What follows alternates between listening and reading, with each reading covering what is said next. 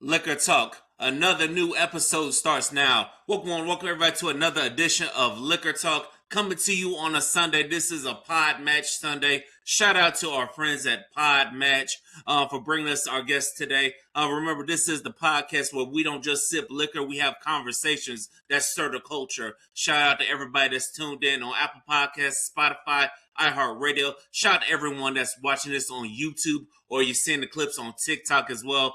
Another. Y'all know what I'm trying to say. Moving on. My guest today, she's hailing from Northern California. It is Coach Deb, the dating coach for people in their 60s. How you doing, Coach?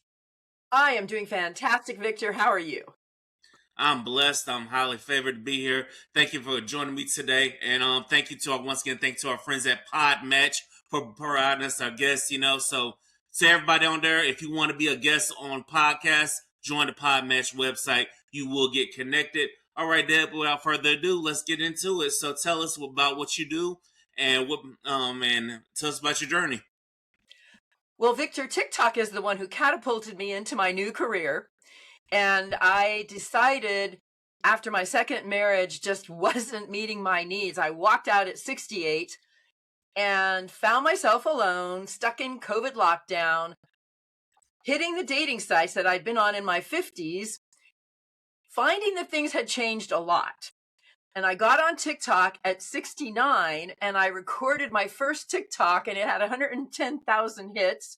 And I ended up with all kinds of people asking me, how do you get dates? I can't get any dates. How do you find anybody? What are you doing? And I went, oh, okay, there's some need out there. And I need to start telling people my secrets for getting responses when you're on a dating site. And it's been a really fun several years. I kicked off my business of the findingmradorable.com. That's mradorable.com. And I wanted to help people who find themselves alone late in life. I call us the senior strays. We've moved, we've lost spouses. Many of my clients are relocated, new widows, new widowers. They sold, they downsized, they moved to the burbs, and they're stuck now. They don't see grandkids. They're across the country. They're lost. They're lonely. They want someone to hang out with. They're used to being in a partnership. And online dating makes sense because once you have relocated and you've lost all your circles and you've lost all your connections, you have to rebuild them somehow. Unless you go to church or you're in a volunteer organization or you do some sort of connecting, you're stuck at home and you're alone. And I found that I have a knack for helping people revamp themselves, relaunch themselves, and get fearless about online dating. Wow, get fearless about online dating. That's not something I expected to hear to start 2026, but here we are because so many people I know, they complain about dating and online dates and people being catfishes, so that's why they are so hesitant to get out an online date. So what was your biggest inspiration for starting this to get out and be online dating? Was it you just don't want to be at home alone, or what was it to say, hey, I want to get on the World Wide Web and try to find somebody? Well, I had been on online dating successfully in my 50s. I had 50 first dates in my 50s after my marriage.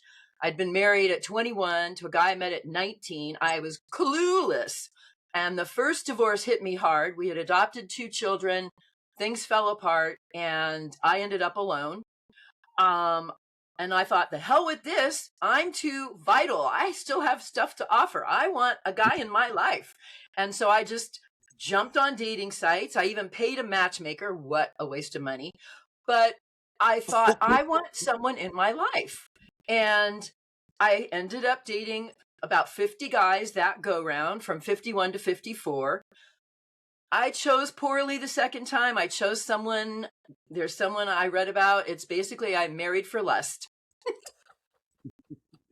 At least you're honest. I was honest. I married for lust and I had great sex for several years. And then he changed. He had some issues and he became abusive. And finally at 68, after 14 years of counseling and therapy, I said, I can't do this anymore. I don't care if I have to live under a bridge. I will gnaw off my arm to get out of this relationship. I literally felt like a trapped animal.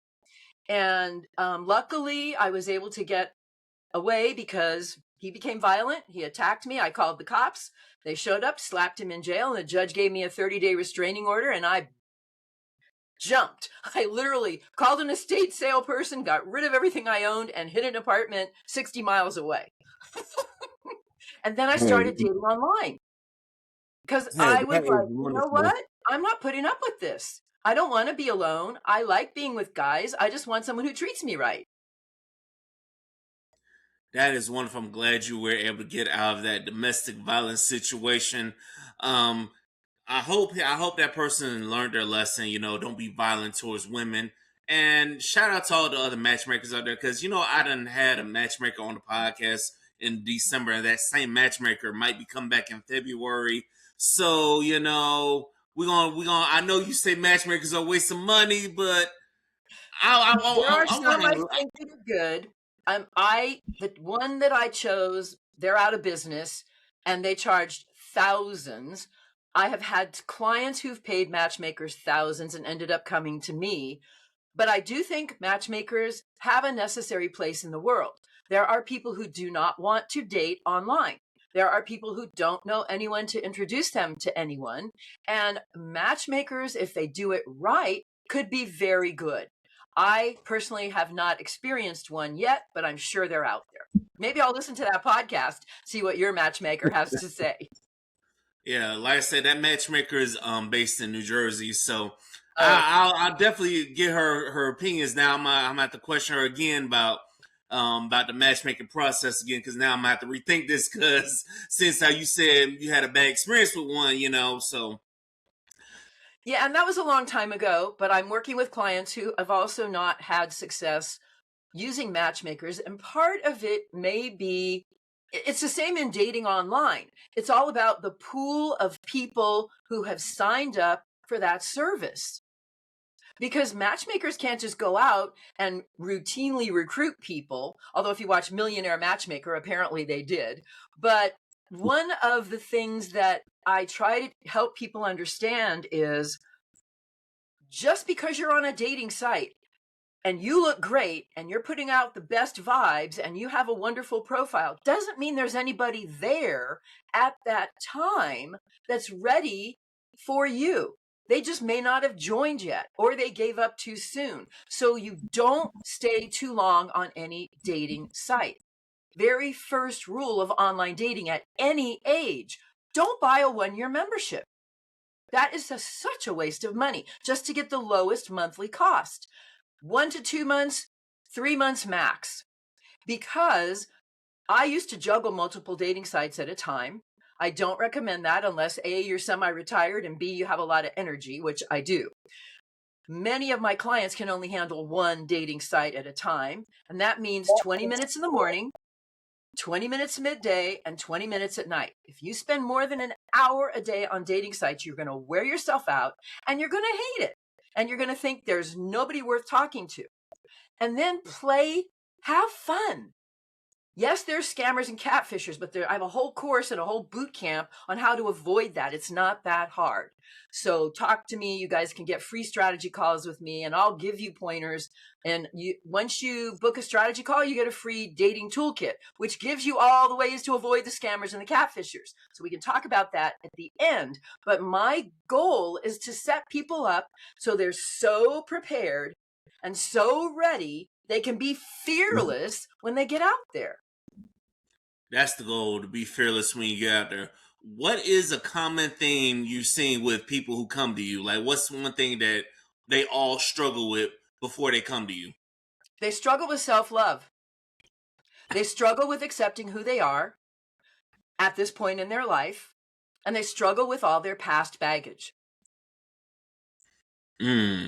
So, what do you usually tell those people when you struggle with self-love? Because I recently had somebody on the podcast and we talked about self-love. And the biggest takeaway is, if you can't love yourself, then how the hell do you expect someone else to love you? Absolutely.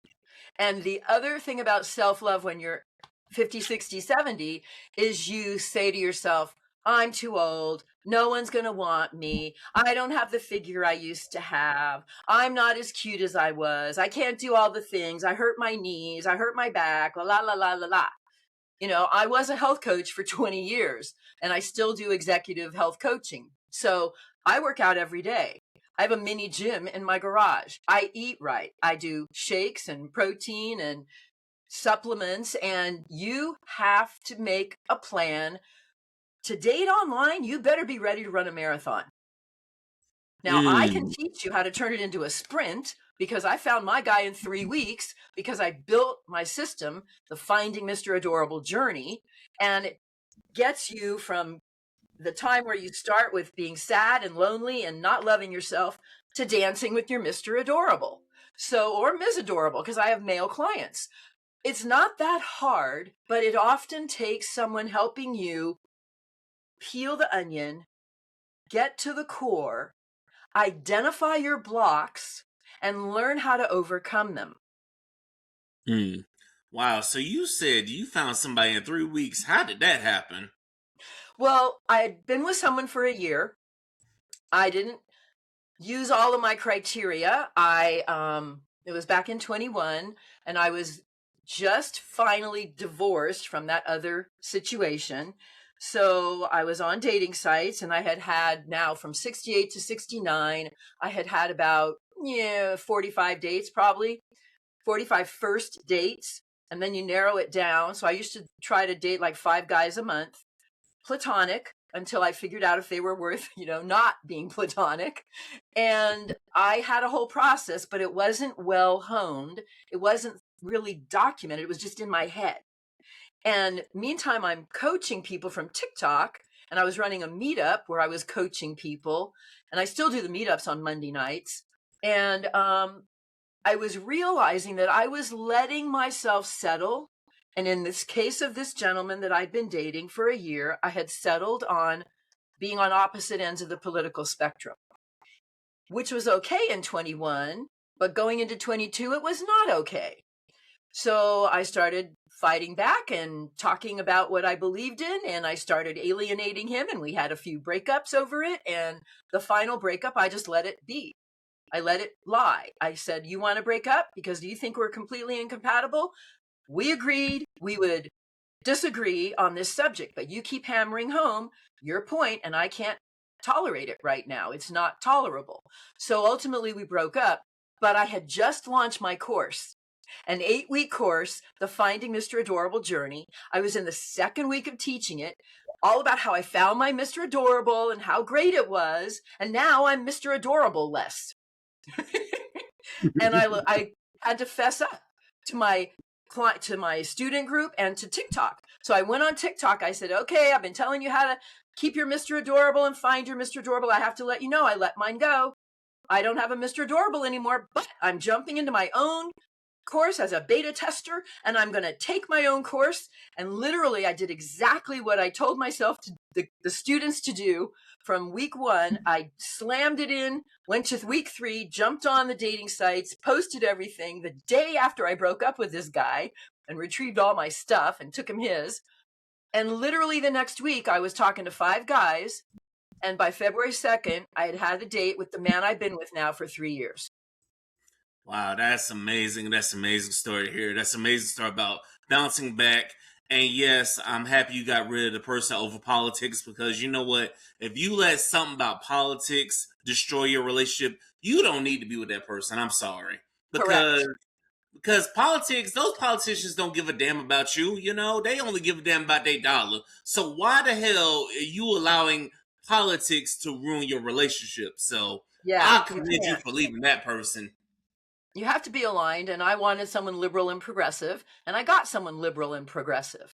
And that makes all the difference in the world. So I have coached people from the other side of the spectrum, and I find it hard to understand. Many of them have left narcissistic or abusive relationships, and they still voted for the current administration. And I can't reconcile it. So I'm like, how can you tell yourself you won't be with a person like that, but then you put them in charge of our country? I'm sorry if I'm getting political here, but right now we all better get political, because we're in a place where we're going to be in trouble if we don't really fight back.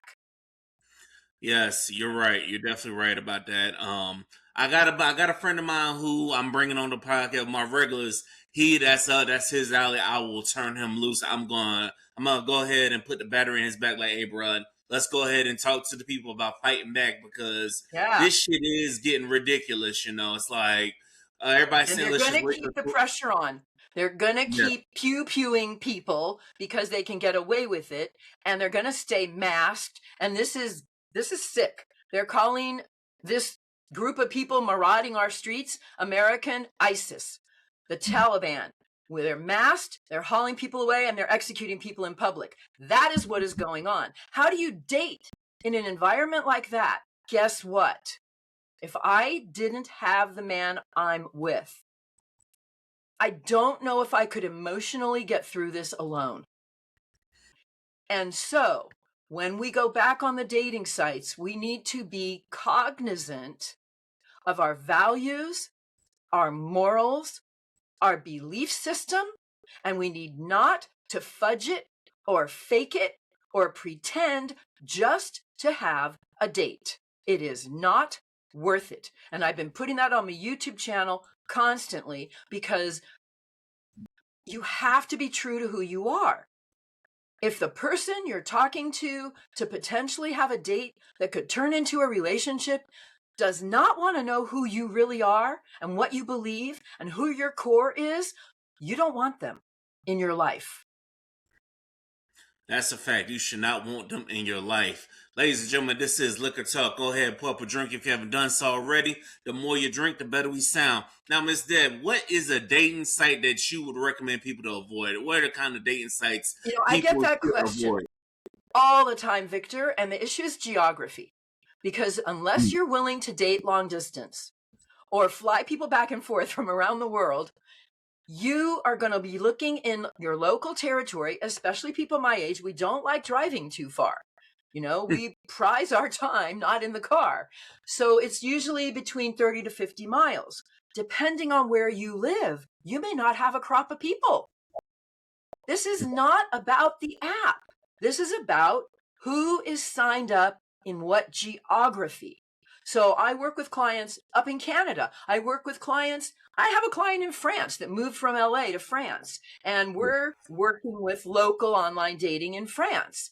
And so here in the States, there's the tried and true, the top 10. They always, if you go to any survey portal on the web, it's eHarmony, Match, Our Time, Senior Singles, Zeus, and then there's the new ones, or not new, but new for me, Bumble, Hinge, Tinder.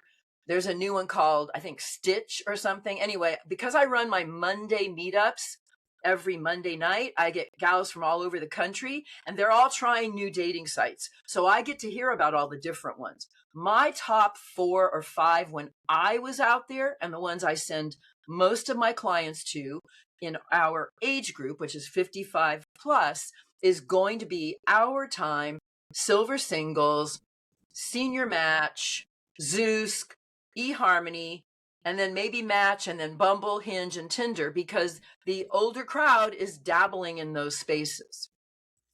And staying with the older crowd, how young, how young is too young for the older crowd to talk to somebody? Because there could be 60, 70-year old looking at 20, 30-year-olds, and I'd be like, sir, That's what are you doing? disgusting. What are we doing, man? I What will what are chime we in on doing that. here?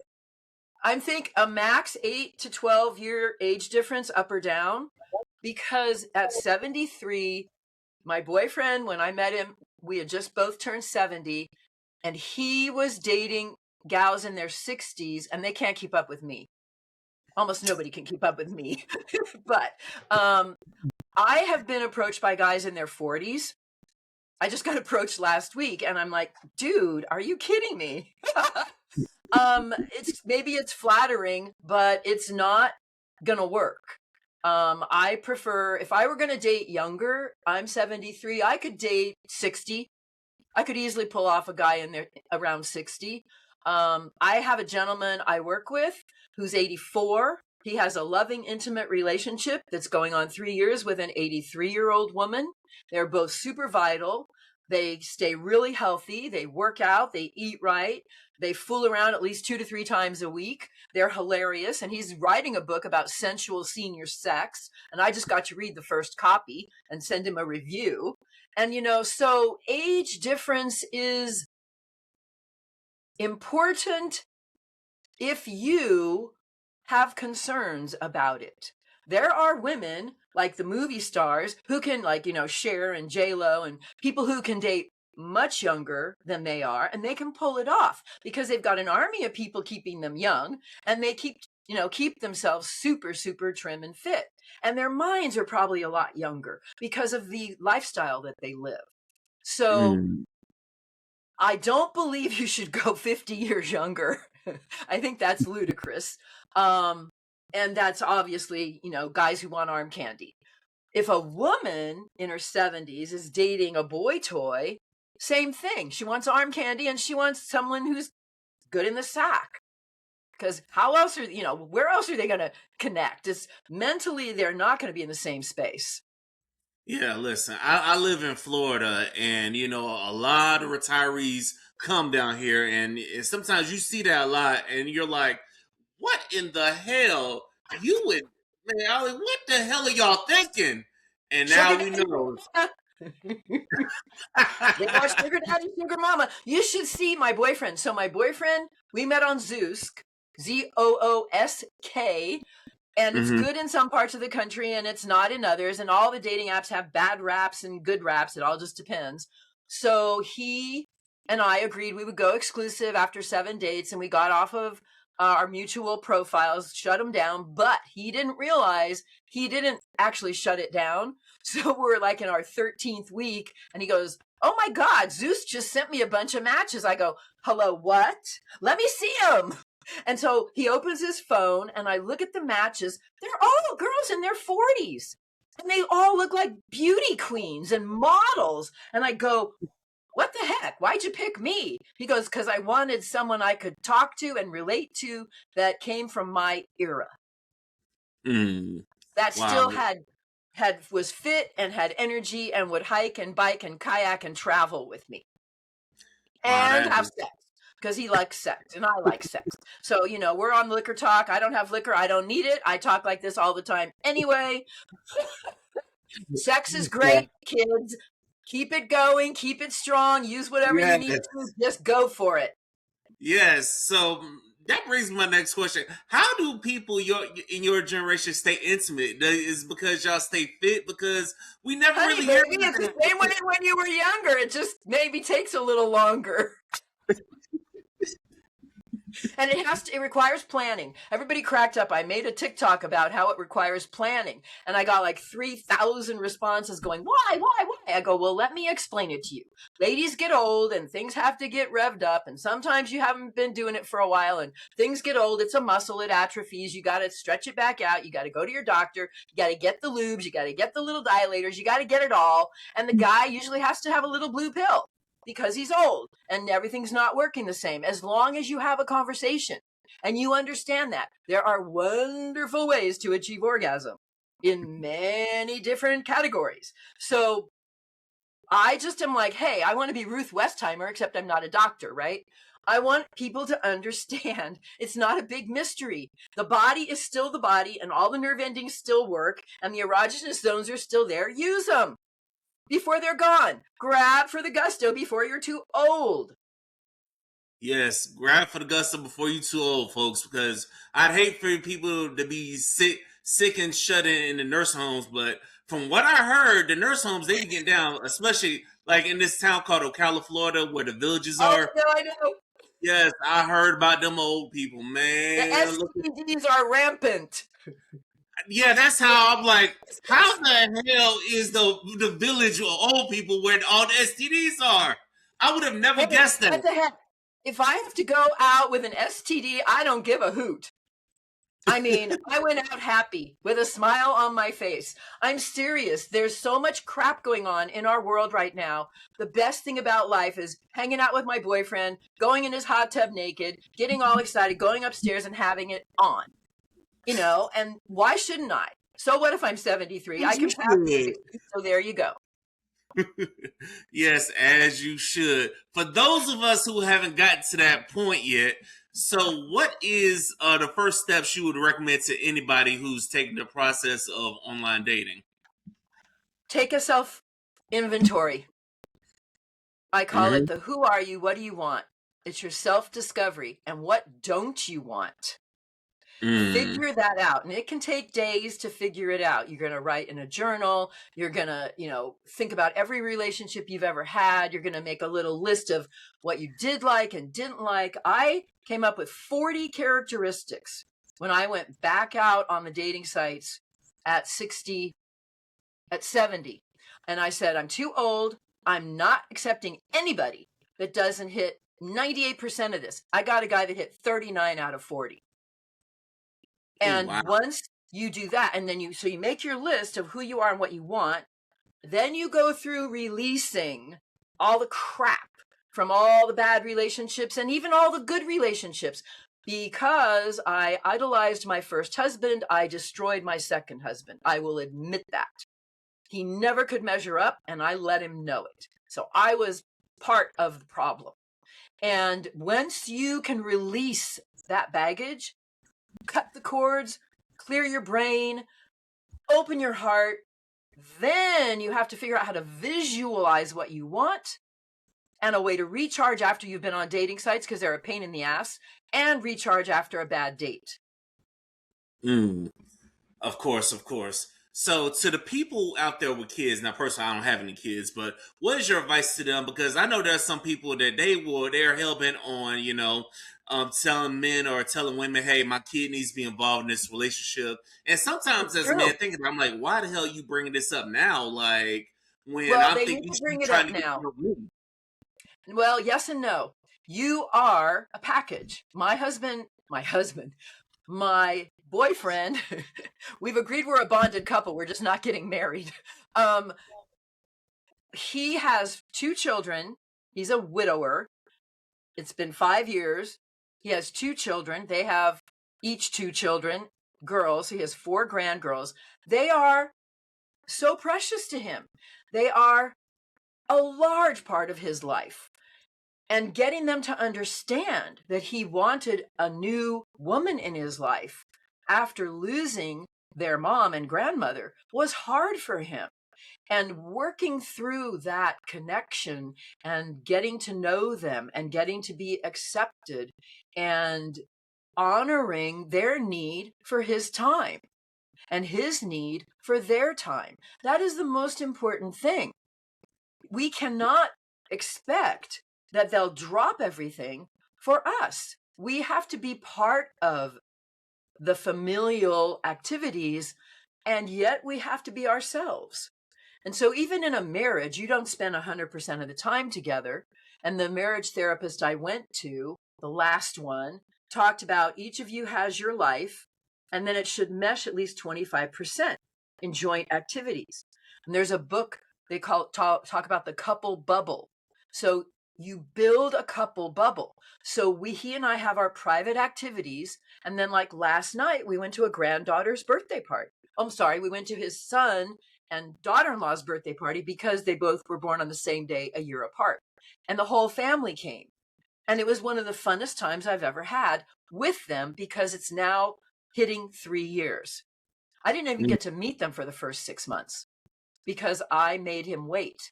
He wanted to introduce me after 90 days and take me on an all expenses paid gift excursion with the entire family to Mexico. And I'm like, we are not ready for that. Your family is not going to handle that. Thank you very much for inviting me. No, you go without me. And it was smart. So when you're dating someone with children, you need to honor the fact that that's part of their life.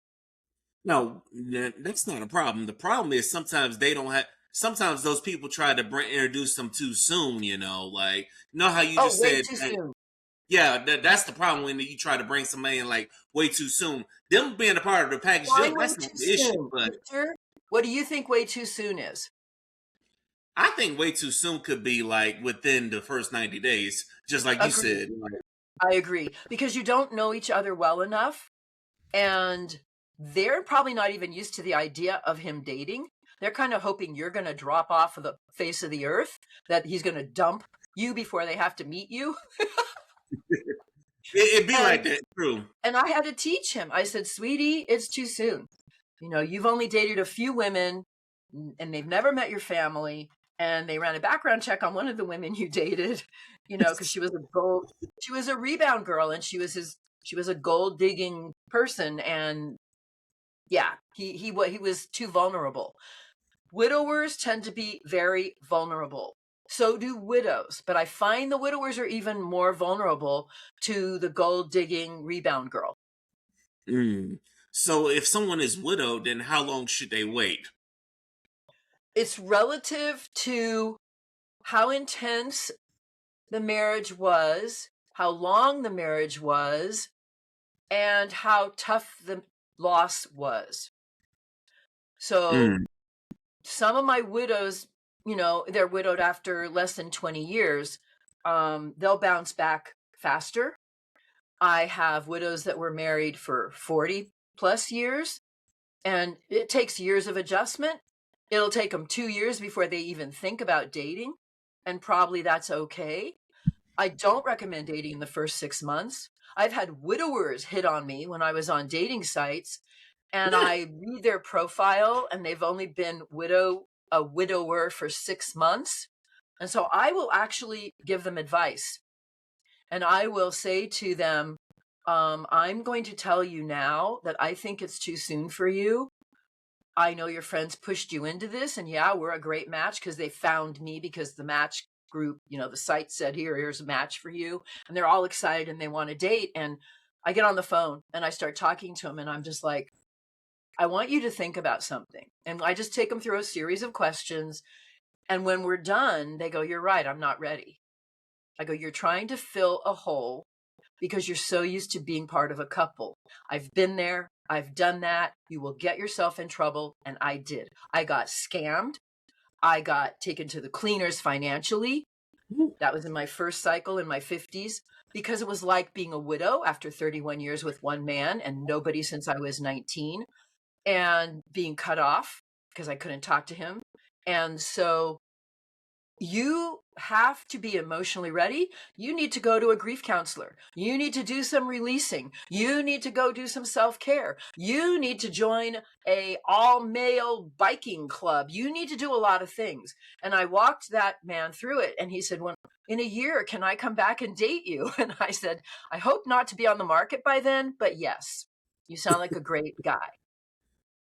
Hey, you know what? Hey, I respect that a lot, because a lot of women out here, they will just go ahead and just take advantage of the person instead of just being honest up front with her. I can really respect that. So another problem I do notice with the dating pool is no one's really honest about what they want. Why do you feel that that's the way it is? Because they want to be picked. And in order to be picked, you have to be cagey. You Mm. have to fudge age, height, weight, background, interests, political leaning, you name it. It's dumb. And I understand why people do it. And that's why I'm a dating coach. So they won't feel the need to do that. So I can help them package themselves in such a way that they can attract who they want and deserve. Now, staying with seniors, because I know that's the age range you date with, and I live in Florida, which is full of seniors. Yep. What is the biggest reason that a lot of seniors don't get on the websites? Is it because they need their grandkids to help them out with the websites, or help them operate a computer, or what is it? No, the most reason is they're afraid of scammers. Yeah, that's true. I People think can we're teach all themselves how afraid to of, no use matter the what age website. we range. They're afraid of scammers, and they don't have a lot of confidence because they haven't dated for a really long time. And they know that it's a new society, and they know that the rules have changed, and they know that the internet enables lots of scammers to come forward.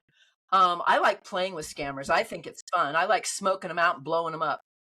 But I've been doing this a long time, and I'm fearless. So, how And can you tell if someone's a scammer? so there's so many red flags.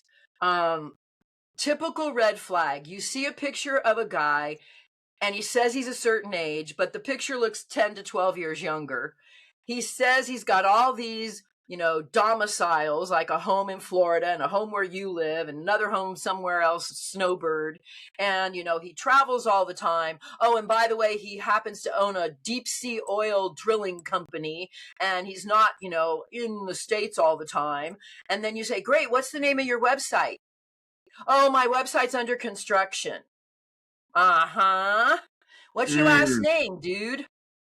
Where do you claim is your residence? And what's your real age? And then I run a background check. And I say that to them. I'm running you through my background check. So I always subscribe to a background check site when I'm dating. Not all guys have to get run through it, but as soon as red flags show up, then you start getting all the information and you run them through a background check. It's not that expensive. Now, should men be doing that to women as well? Be running them through background? Absolutely. Yeah, you got to protect yourself. To do that, but we might need to. Yeah, if you can find her on social media. So guys I date are usually on LinkedIn. They're usually professors or psychologists or, business owners or whatever. And I'm on LinkedIn because of my high-tech career and my health coaching career. And I had a big speaking gig and I have my bestseller. So I'm on LinkedIn and I go and look them up. And I looked up the guy I'm currently with. He was on Facebook. He was exactly who he said he was. I didn't have to run a background check on him. Other men, I couldn't get enough information. So I would say, I need to run a background check before I meet you face to face. And I'd be on the phone with them. And I would say, I need to run a background check. Some of the things you're saying to me aren't hitting right. I'm asking you questions about things you said on the dating app and you're changing the subject. Or you can't get on a video call because you're out on a boat somewhere. I mean, I just go, this is just not connecting. As soon as you ask them for information to run a background check, the scammers will go away. Boom. And then you report them. Of course, you should definitely report them. And another thing, fellas, if she's asking for money while y'all still in the conversation phase, yeah, she might be a scammer. Never, ever, ever give anybody any money or financial information. Never fly anybody anywhere, ever.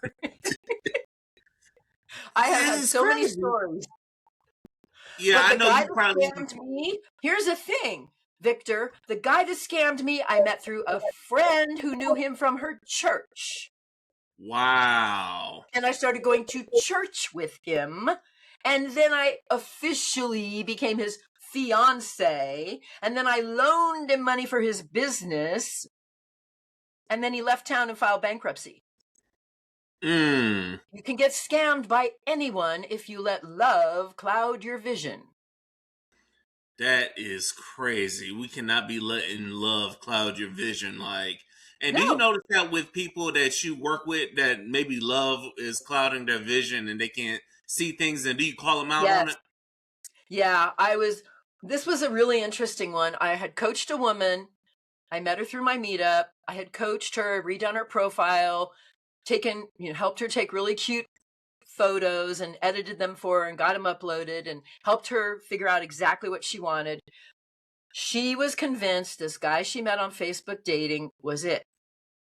And she showed me the profile. I said, I'm not comfortable. He's telling you he's a chef. He's telling you he owns a home in Stockton where you live and Florida. He's telling you I forget what his business was, what business he claimed.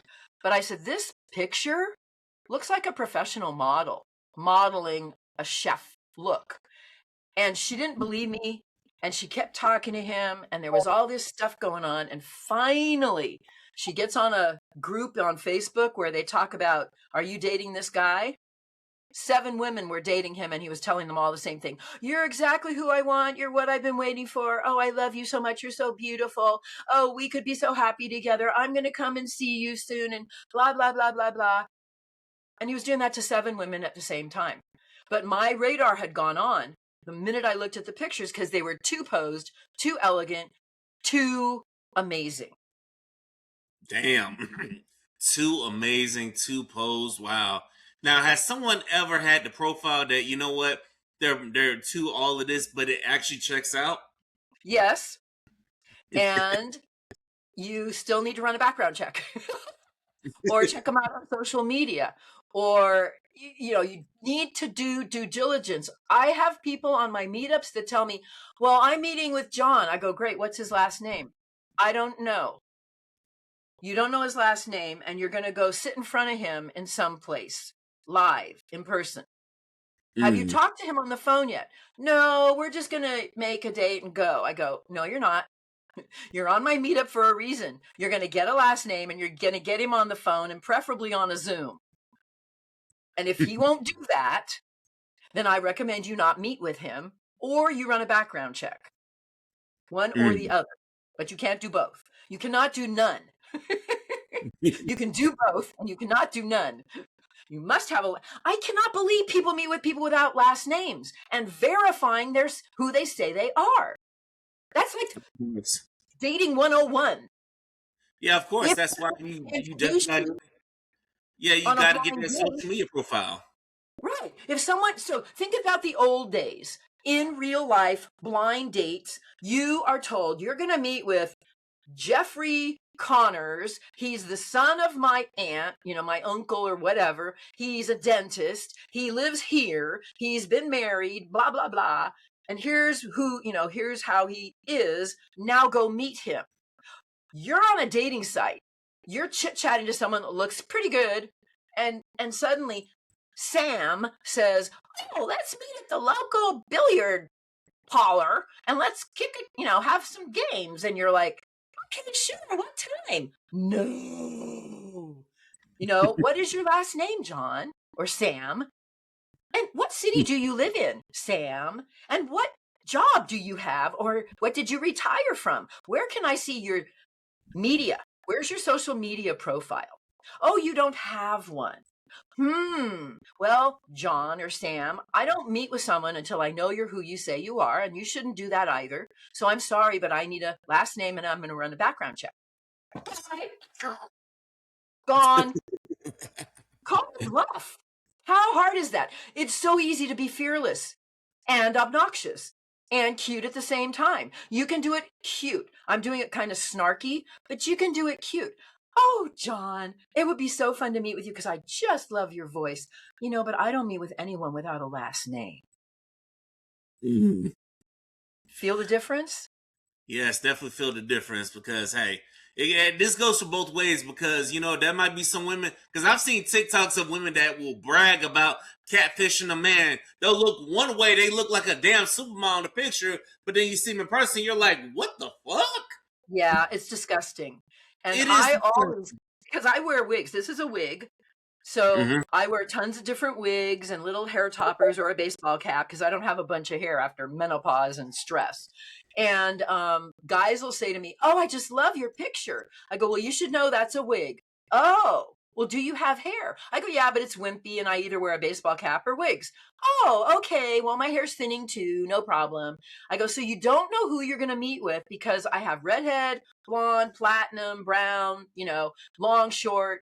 But the day we have our date, I will send you a picture, a selfie of what you're going to see in a couple hours. Will you do the same for me? It works out great because if they're scamming, and one guy, I was really interested in meeting with him. He said he was widowed 7 years, from Finland, and he loved to hike because I'm a hiker.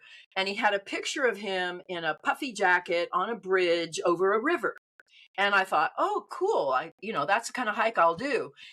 Well, when I asked him for the selfie, I got the same damn picture just zoomed in.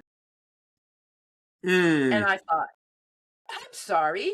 Are you standing on the same bridge today in the puffy jacket? It was a no-go because you just blew your cover, dude. Yeah, that sounds like somebody that really just blew their cover. Yeah, totally. Or you get them on the phone and their accent is so thick, you can't understand who they are, and they're asking you all kinds of personal questions. And I'm like, yeah, no, whoever you are, this is not gonna work. Bye-bye. Oh, I wanted to sing you a lullaby before you go to bed. No, I do not want a lullaby. Goodbye. I mean, something's goofy. I'm sure women are too, but guys can be really goofy. Yes, they both can be goofy. Ladies and gentlemen, this is Liquor Talk. Shout out to everybody. If you made it this far, go ahead and subscribe. If you haven't done so already, go ahead, like, comment, subscribe. Tell us what you think of this episode so far.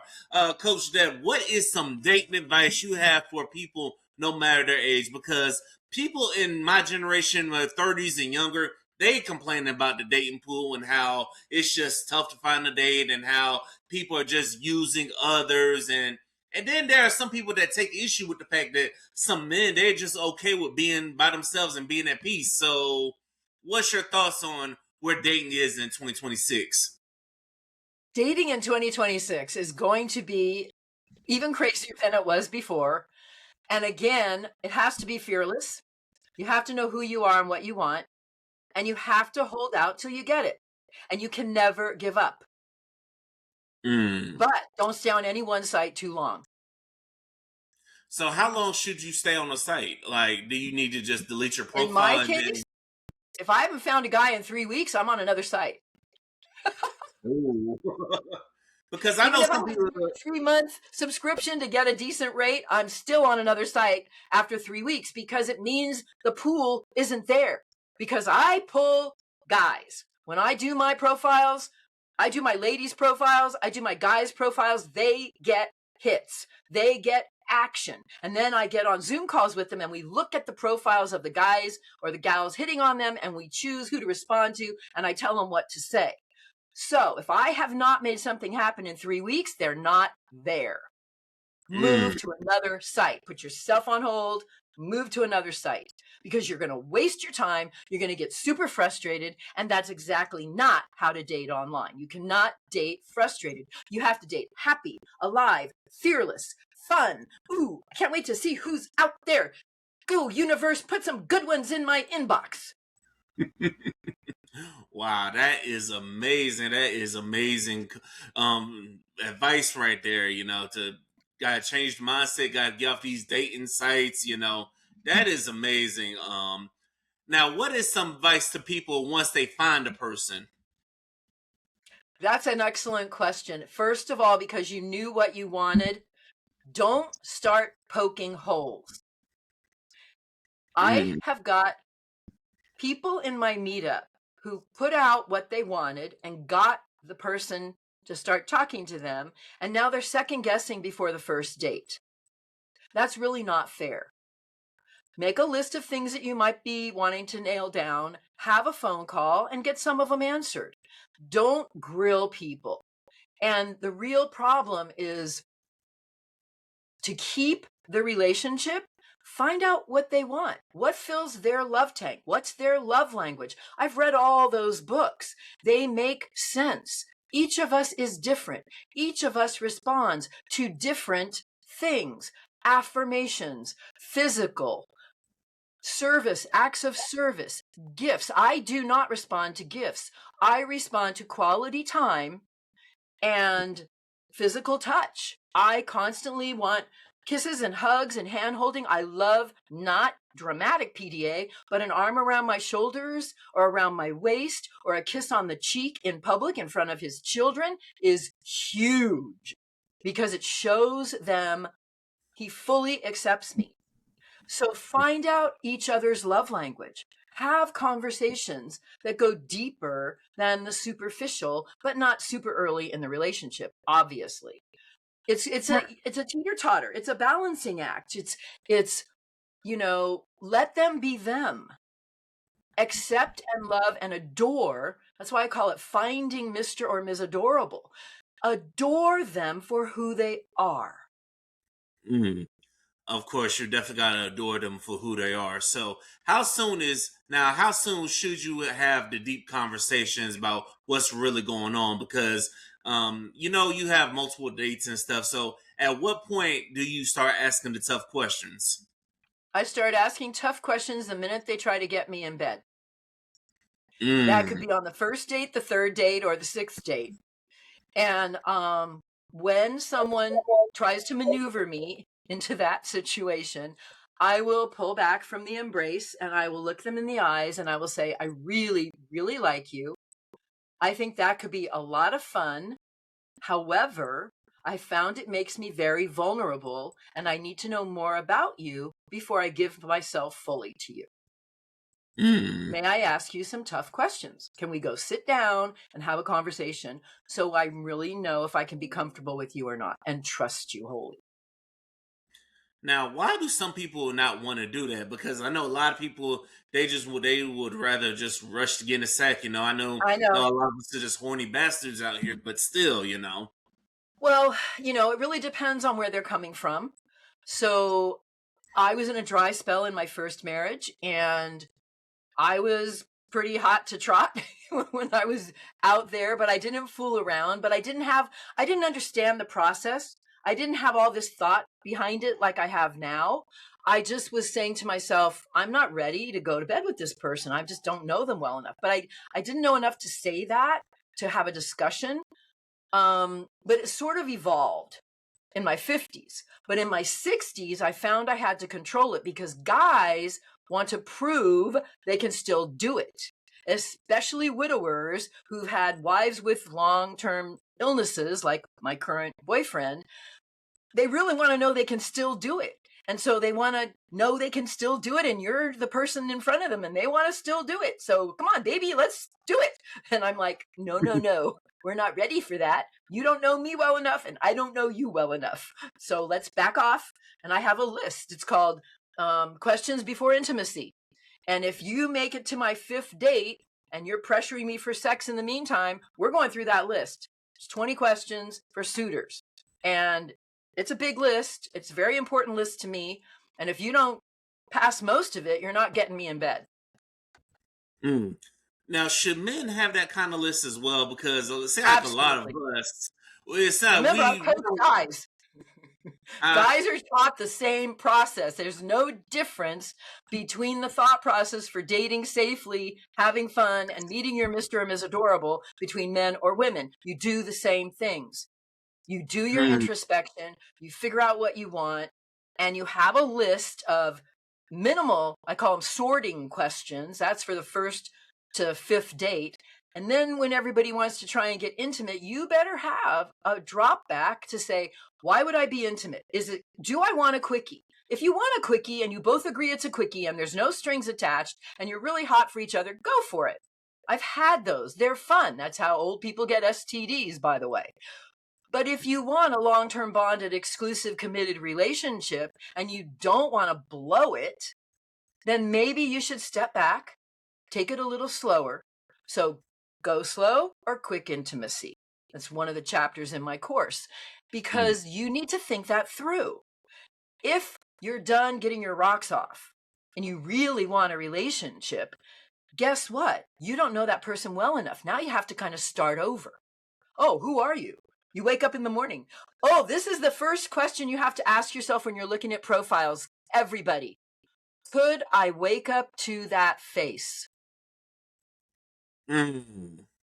Not is it a gorgeous model, not is it a beautiful beauty queen or, male athlete or whatever. Is it kind? Does there a twinkle in the eyes? Does it have a nice smile? I don't care if it's bald, whatever. Does it look like a human I could love and adore? Could I wake up to that face? Oh, hey, that's a good question. But I will say, on a lot of dating profiles, just from a man's point of view, a lot of women they got makeup on almost every photo. You don't see ones where they don't have no makeup on. And a lot of women don't realize that's when they're prettiest.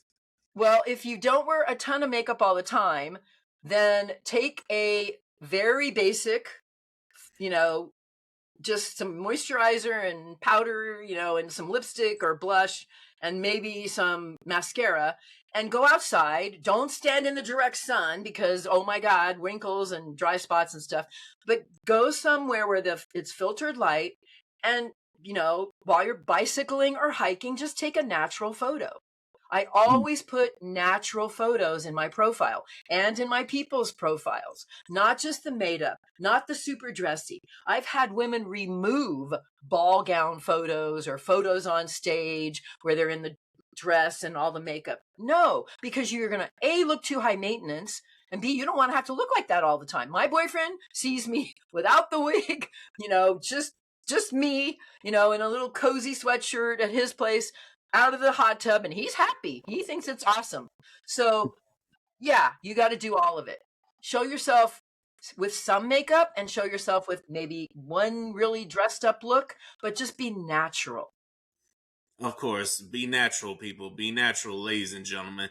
So, what And do you no think ball caps unless you're hiking, and no sunglasses because guys and girls want to see eyes and smiles. Of course, you want to see all of that. So, what's one thing that people can do to make sure they have a successful 2026 when it comes to dating? Because right now we're still in the first quarter of 2026, and so what can people do to set the tone for 2026? And that way we can have more conversations about successful dates instead of what we had in 2025, which is everybody at each other's throats and people complaining about the dating pool. Again, it is your geography. Demographics play a role. And so go to Google and ask how many people are in your age group. They won't tell you if they're single, but at least you'll know. And if you're in a territory, like if you're older, I've advised some of my clients to move because they're in a territory where it's all gays. They're not going to find anybody to date, or it's people who just don't resonate with them. The biggest thing you can do wherever you are is be in love with yourself, who you are, and know there will be someone for you. And know you don't have to give up, but don't waste a lot of time on any one site. Of course. Now, why should people book you to be their dating coach? So people book me for a lot of reasons. Usually they need some self-confidence. I can revamp their image because I was a health and image coach for a while. So I redo guys, I redo girls. I will coach them in how to think about dating, to stay positive and be fearless. And a lot of people just need that support. Yes, a lot of people definitely need that support. So how can the people get that support from you? So right now, if you can go to findingmradorable.com, that's findingmradorable.com. There's a contact us button. Just click that. You can book a call with me. They're free, and we'll just talk. Who are you? Where are you? What do you want? How can I help you get it? And this goes for any age range, or should it just be exclusively for seniors? I'm more comfortable with people 50 plus because that's my experience, and we're not all looking for marriage.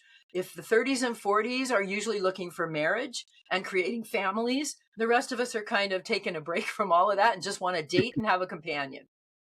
Of course. Thank you, Ms. Deb, for having a round with me on Liquor Talk. Thank you for blessing the Liquor Talk with your presence. And thank you to Podmatch for providing this guest. To anybody on Podmatch looking for guests, I hope y'all have Ms. Deb because this was a wonderful conversation. Thank you, Victor. I've really enjoyed being with you. And even though I wasn't drinking, I did let it all hang out. Hey, I love it. Hey, I'm here for it. I'm definitely here for it. You definitely let it hang out. I definitely appreciate your time. Listen, if I'm ever in California, I'll definitely get in touch with you. You need to come hang out with me and my guy. Yes, definitely will. And if you and your guy come to Florida, you let me know. We'll make something happen. Awesome. And thank you to listener, no matter where you're listening from. Thank you for tuning in to this edition of the Liquor Talk Podcast. Shout out to everybody that's tuned in on Apple Podcasts, Spotify, iHeartRadio. If you got questions or you just want to come on, get in touch with us at liquortalkpodcast@gmail.com. Until the next episode, keep taking shots, keep pouring up the liquor, and keep things moving. We're taking over for the 26 and the 27. Peace, ladies and gentlemen. Peace.